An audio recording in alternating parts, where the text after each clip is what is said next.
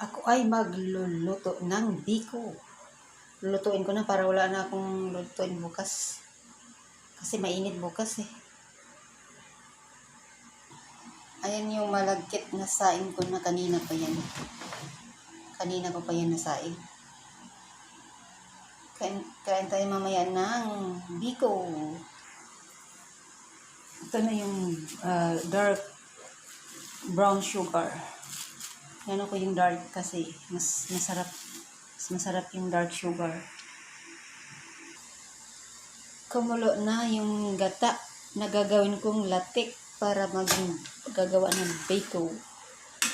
Iano ko to mamaya.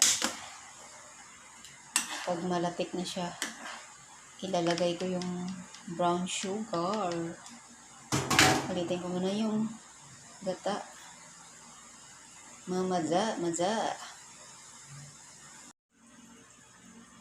Ayan na, mga kaibigan. Maliit na siya. Hindi ko nakatangan. Hindi ko alam. Ano na oh.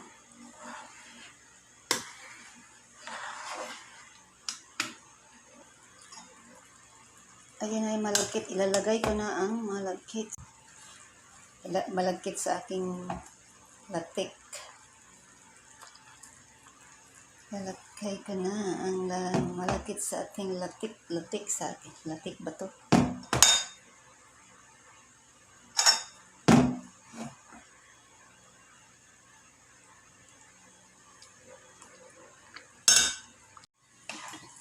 Halo-halo na lang.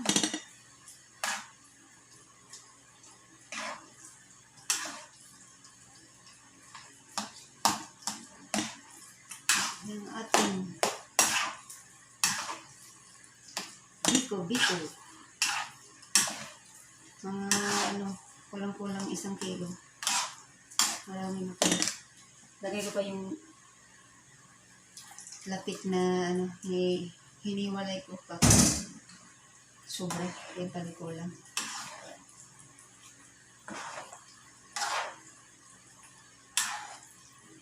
Mas masarap siya pag maraming yung lapit. Tapos, iluluto pa ito ng ng mahinang apoy.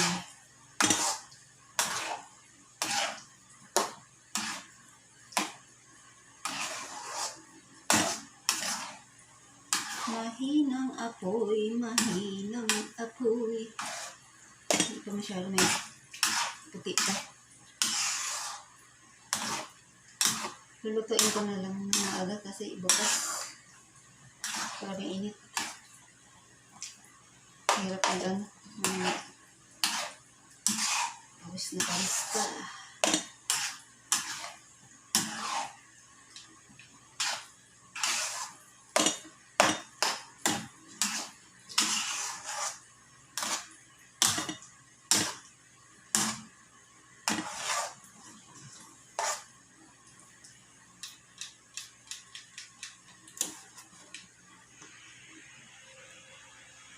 Ayan na ang ating biko.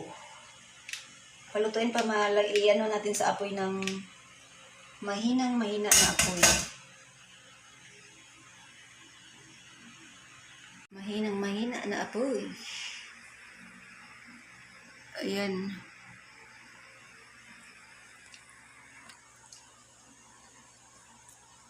Masarap na yan siya kasi nilagyan ko konti na para hindi makakaumay ang tamis. Kain tayo.